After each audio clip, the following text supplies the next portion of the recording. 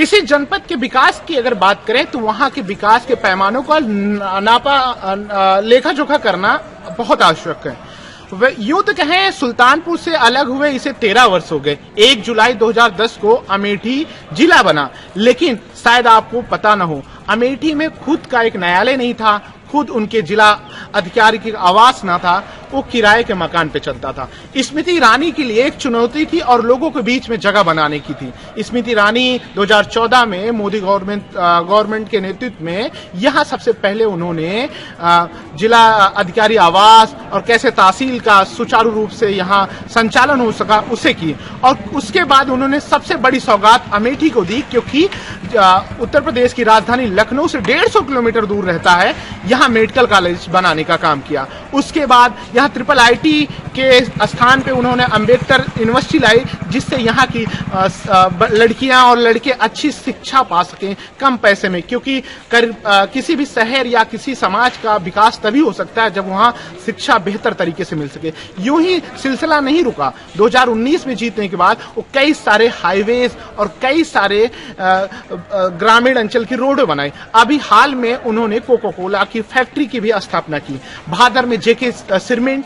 इस तरीके से लोकल जो प्रधानमंत्री का मेक इन इंडिया और योगी जी का जो सपना था कि लोगों को उनके ही जनपद में रोजगार मिल सके, उस पर कहीं ना कहीं भाजपा खरी उतर रही है। लेकिन सबसे ज्यादा दिलचस्प है 2019 में क्या होगा, क्योंकि स्मृति 2019 में तो वो जीती 57,000 वोटों में, लेकिन 2024 में राहुल गांधी पूरे भारत की यात्रा करके आए, वहीं अमेठी वो आना सही नहीं समझा, जबकि वहीं अमेठी को अपना परिवार कहते हैं। क्या स्मृति ईरानी 2019 की तरह 2024 में दोहरा पाएंगी? लेकिन दोहराना राजनीतिक गलियारों के पंडितों का कहना है कि 2024 स्मृति के लिए मुश्किल होगा, क्योंकि कयास लगाया जा रहा है गांधी परिवार के संजय गांधी के बेटे वरुण गांधी कहीं ना कहीं भाजपा छोड़ के कांग्रेस में आने की कयास है। क्या अगर वरुण गांधी अमेठी से कांग्रेस के टिकट पर लड़ते हैं तो स्मृति ईरानी की राह आसान होगी कि नहीं, ये भी जानेंगे अमेठी की जनता से, क्योंकि जनता ही जनार्दन है, वही तय करता है कि दिल्ली के सिंहासन पे बैठेगा कौन।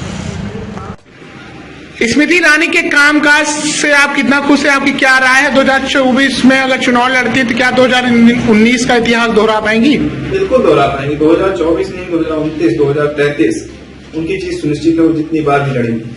उन्होंने यहाँ किया है तो किया है सिर्फ विकास। सड़कों का जाल बिछाया है, ओवरब्रिज दिया है, रिंग रोड दिया है, मेडिकल कॉलेज दिया है, पॉलिटेक्निक कॉलेज दिया है, 200 बेड का अस्पताल दिया है, जहाँ एक्सरे तक की सुविधाएं नहीं थी। लोगों की बीमारी में लोगों का विशेष ध्यान देती हैं, यहाँ से दिल्ली तक लोगों का ध्यान देती हैं। और उन्होंने क्या कहते हैं, कोका कोला फैक्ट्री दी है। विकास की बात की जाए तो हो सकता हो शायद 1-2 दिन बीत जाए अगर मैं उनकी उपलब्धियां गिनाता रह जाऊं। बाकी जब भी लड़ेंगी जीत सुनिश्चित है, जीत तय है और बहुत अच्छी सरकार है। फिर से वापस आएगी 2024 नहीं, 2029 नहीं, 2033 तक, और आगे कई सालों तक भाजपा की सरकार प्रदेश में और केंद्र में आती रहेगी। राजनीतिक गलियारों में चर्चा है कि वरुण गांधी भी अमेठी से चुनाव लड़ सकते हैं। अगर देखा जाए 2024 में अगर स्मृति और वरुण लड़ते हैं तो क्या समीकरण बनता है?